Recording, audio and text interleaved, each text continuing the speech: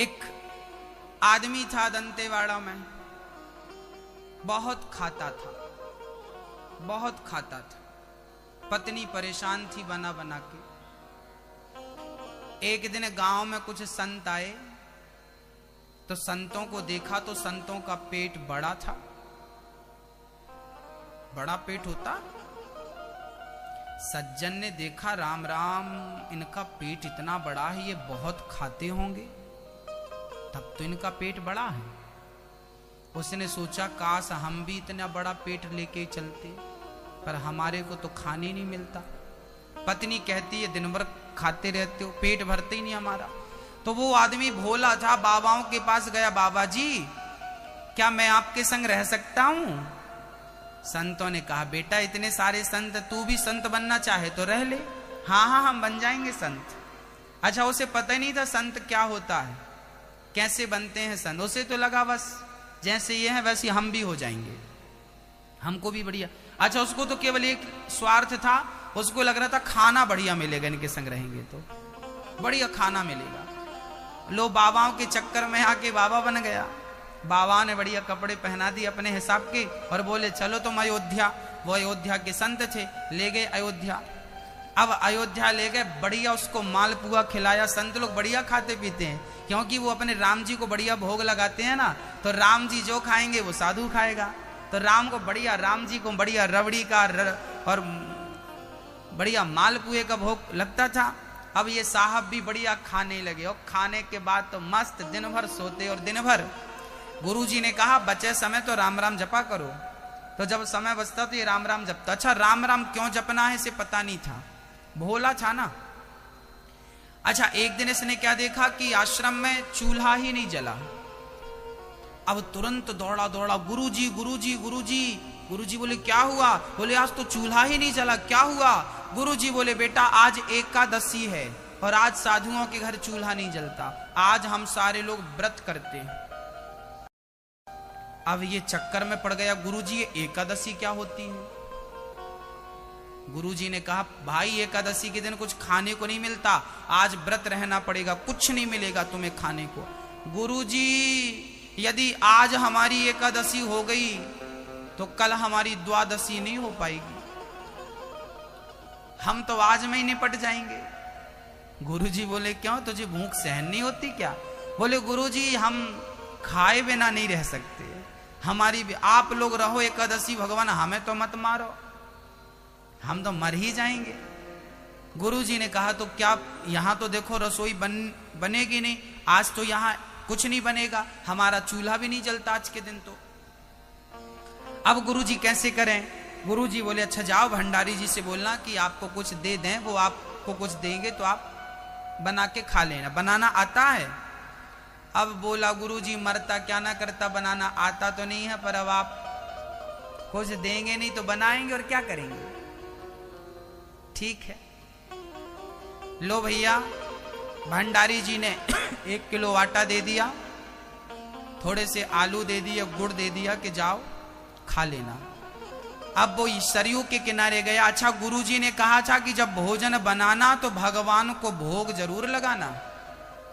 अब गुरु जी ने कहा कि भोग लगाना, जी गुरुजी। अब वो बढ़िया आटा लगाया, बढ़िया सी रोटियां बनाई, तो बड़ी मोटी मोटी उसने रोटी बनाई, तो 6-7 रोटी उसने बनाई।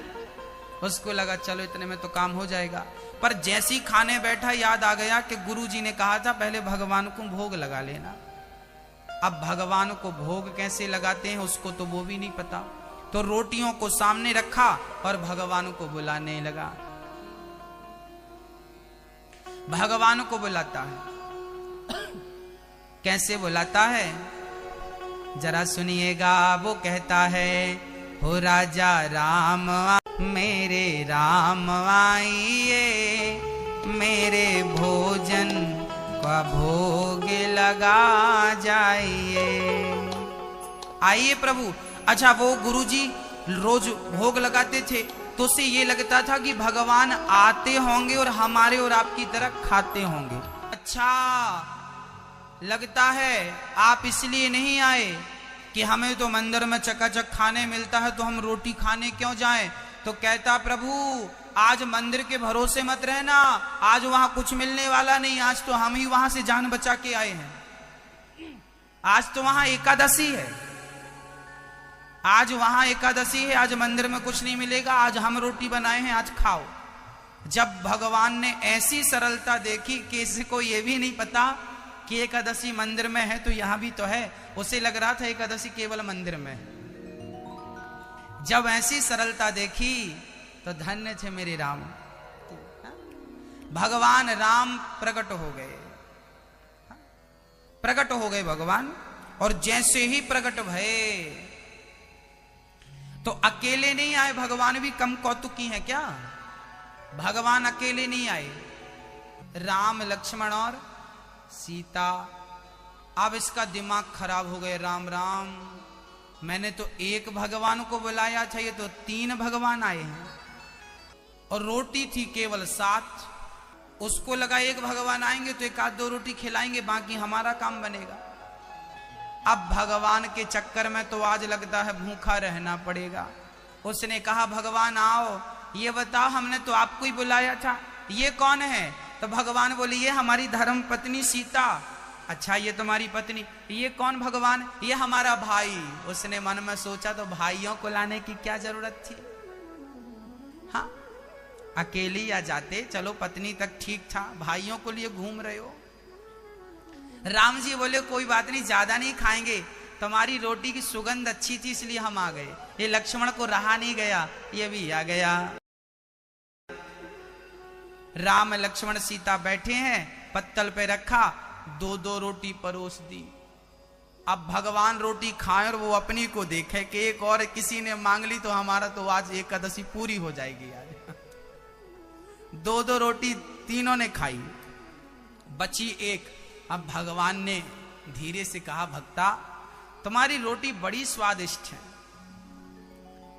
पहले उसने कह दिया प्रभु बड़ी अच्छी लगी ना, अब अगली बार हम आपको बहुत खिलाएंगे। मानो उसका तात्पर्य यह था कि अभी एक बची वो मत मांग लेना। भगवान भी मन में सोचे चलो इसको एक तो खाने दो बेचारे को। अब 7 रोटी की भूख रखने वाले आदमी को एक ही मिले तो सोचो क्या गुजरेगी। अब भगवान राम चले गए, उसका जो भी उसने बनाया था 2-2 रोटी खाई, राम लक्ष्मण सीता चले गए। अब वो भी घर गया। अगली एकादशी आई, गुरुजी आज जरा आटा ज्यादा दिलाना, आज वहां ना पिछली बार 3 भगवान आए थे तो 3 भगवानों के हिसाब का आटा दिलाना, तो कम से कम 5 किलो आटा दिला दो आप।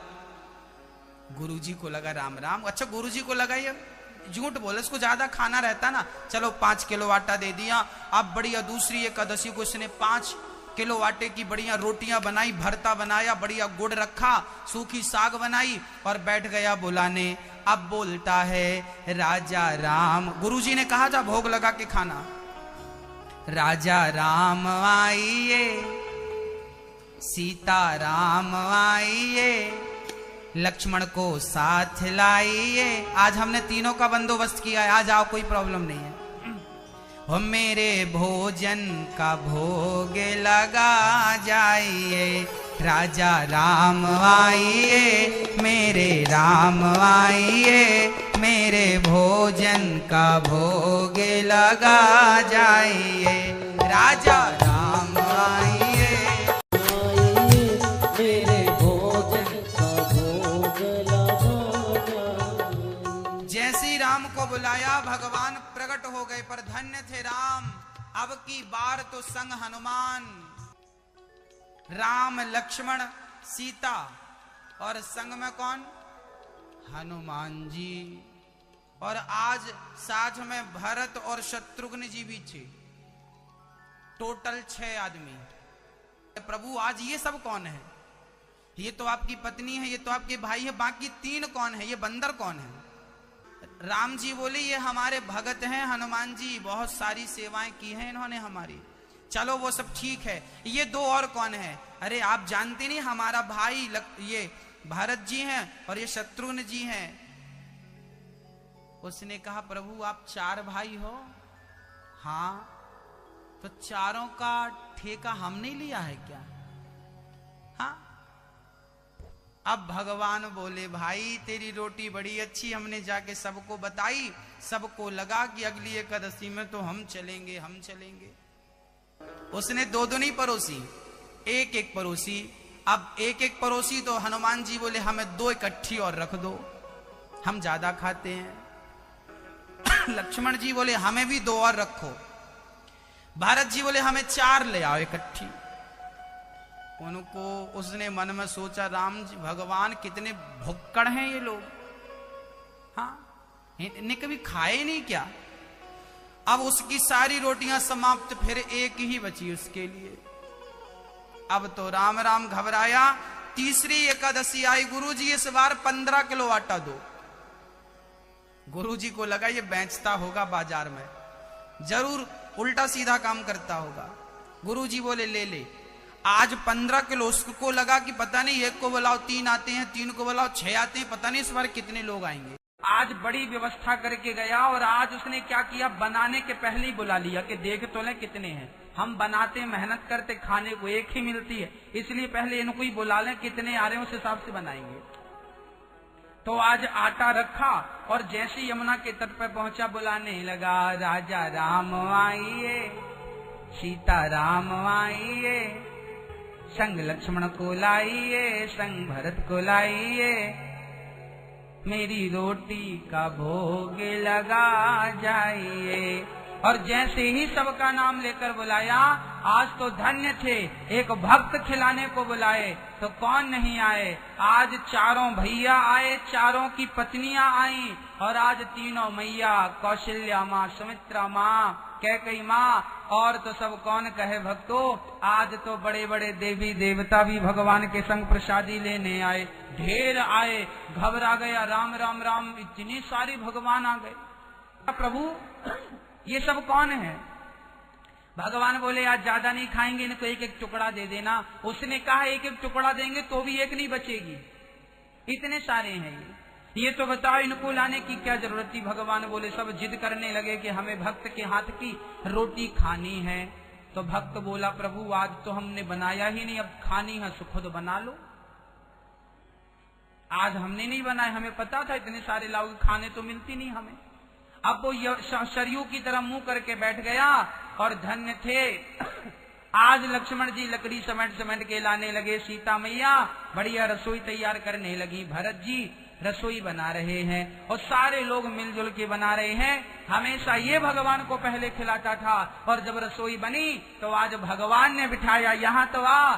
क्या हुआ, उसको लगा कि पता नहीं ये बना के खा लेंगे, हमें कुछ मिलेगा नहीं। जब पूरा भोजन सीता माँ ने, भरत जी ने बना के तैयार कर दिया, तो भगवान ने उसे बिठाया, पत्तल परोसी, और सबसे पहले भगवान ने कहा कि सदा तूने पहले हमें खिलाया है, आज पहले हम तुझे खिलाएंगे। बोलिए भक्त वत्सल भगवान की।